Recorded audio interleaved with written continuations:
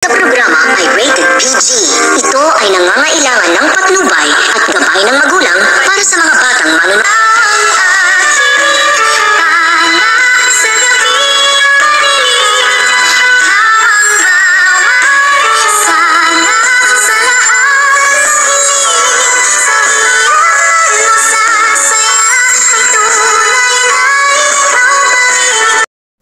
Magandang araw sa lahat ng taga-subaybay ng abot kamay na pangarap. Habang nasa dalampasigan nga itong si Annalyn ay may nakita siyang tao sa hindi kalayuan sa kanya at nang tingnan niya nga ito ay nagulat nga siya at nagtakot nga siya dahil nga ito ay si Moira at ang kasama nitong mga tauhan. At dali-dali nga itong si Annalyn na pumunta sa kanilang mga kasamahan at sinabi niya dito na kailangan na nilang makaalis dahil nga ando doon si Moira at maaari silang patayin ito. Ito nga din ang sabi nitong si Justin na kailangan nilang makaalis sa lugar na yun para sa kanilang kaligtasan at kung hindi daw ay lahat daw sila ay mamamatay doon dahil nga ando doon ang mga tauhan nitong si Moira at kasama na rin itong si Moira. At nang papatakas na nga sila ay naharang nga sila nitong si Dax at sabi nga nitong si Dax na hindi sila makakatakas sa lugar na yon at doon na sila mamamatay. At bigla na nga tinulak nitong isang lalaki itong si Dax at sabi nga nito na tumakas na daw itong si Annalyn at kasama itong si Justin.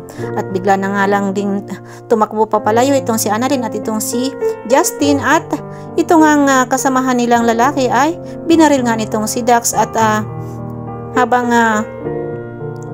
tumatakas nga itong si Justin kasama itong si Annalyn ay bigla na lamang may naapakang matalim nga itong si Justin at hindi na siya makatayo pa at makalakad at makatakbo pa para makatakas nga sa lugar na iyon. At ito naman si Annalyn ay binalikan niya nga itong si Justin para tulungan na makaalis nga din sa lugar na iyon. At habang itong mga tauhan nga nitong si Moira itinimbre na nga din dito kay Moira na nanando doon din daw sa lugar na yon itong sila Lynette. At ito nga si Moira ay sabi niya dito sa mga tauhan na patayin na rin daw itong si Lynette at pati na rin ang mga kasamahan nito. Sabi nga nitong si Moira na wag daw hayaang makatakas pa sila sa isla na yon na at ang isang lalaki nga na nagligtas kila Annalyn ay habang siya ay may tama ng bala ay nagawa niya pa rin tumawag sa kasamahan nila doon sa isla na yun at sabi nga nito na merong gustong pumatay nga dito sa mga bata na ang tinutukoy nga ay sila Annalyn at ang pangalan daw nito ay Moira. At sabik na sabik nga sana itong si Lynette na malaman na buhay nga itong sila Annalyn at itong si Justin, ngunit ang masalamang balita nga ay nalaman nila na buhay pa rin itong si Moira at balak na ipapatay nga itong sila Annalyn at itong si Justin. At nabigla nga itong sila Giselle nang malaman nila na itong ang si Moira ay nandoon sa isla na yon at balak na ngang patayin itong sila Annalyn at itong si Justin. At nagulat nga itong si Giselle at bakit hindi pa rin namatay itong si Moira at samantalang sabi nga nitong si Dr. Carlos Benitez dito kay Lynette na wala na nga itong si Moira at patay na daw ito at kasama nga sa sumabog na yate na yon. At sabi nga nitong kasamahang lalaki nitong sila Annalyn na nagligtas sa kanila na kailangan nilang tulungan yung dalawang bata daw na ang tinutukoy nga ay sila Justin at sila Annalyn dahil nga ay si Moira nga daw ay balak silang patayin. At wala na nga nagawa ito pang lalaki kundi ay pinatay na nga rin siya nitong si Dax dahil nga ay nagawa niya pang tumawag nga doon sa kasamahan nila sa isla na yon.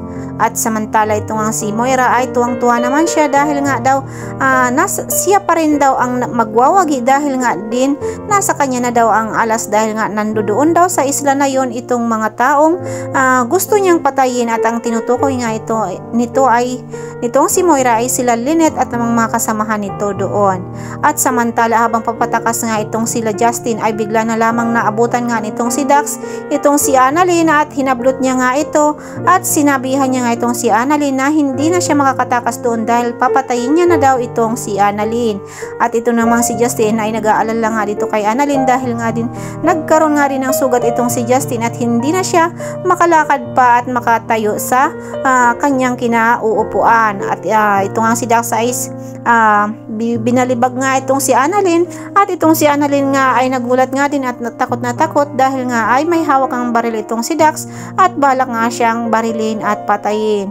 At itong namang si Dax ay sabi niya nga ay hindi na daw makakabalik pa itong si Annalyn dahil nga daw ay papatayin niya na ito dito sa isla na to.